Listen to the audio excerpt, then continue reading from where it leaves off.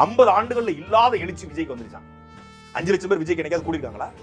ஆமா, சாட்டை துரைமுருகன் என்ன சொல்றாருன்னா, தமிழக வெற்றி கழகத்துக்கு கூட்டம் வருதுன்னு சொல்றீங்களே, என்னைக்காவது உங்களுக்கு 5 லட்சம் பேர் கூடியிருக்காங்களா? இது வரைக்கும் 5 லட்சம் பேர் கூடியிருக்காங்கன்னு சொல்லிட்டு நம்ம சாட்டை துரைமுருகன் மாமா சாட்டை துரைமுருகன் வந்து கேட்கறாரு. கொலைக்காரங்களை விட ரொம்ப கொடூரமான, கேவலமான, கீழ்த்தரமான ஒரு எச்சக்கலை பையன் யாருன்னு கேட்டீங்கன்னா இந்த சாட்டை துரைமுருகன் தான். இவனே பாத்தீங்கன்னா தளபதியோட முதல் மாநாட்டுக்கு வந்து சொல்லியிருப்பான், குறைஞ்சது பாத்தீங்கன்னா ஒரு 7 லட்சத்துல இருந்து 8 லட்சத்துக்கு மேல வந்திருப்பாங்கன்னு சொல்லிட்டு. இப்ப வந்து பாத்தீங்கன்னா இந்த கூலிக்கு மாரடிக்கிற இந்த எச்சக்கலை இந்த சாட்டை துரைமுருகன்ற பரதேசி என்ன சொல்றான்னா, இன்னமும் விஜய் வந்துட்டா கூட்டம் வரும்னு சொல்லிட்டு பெருமை பீத்தறிங்கன்னு சொல்லிட்டு கேட்கறான்.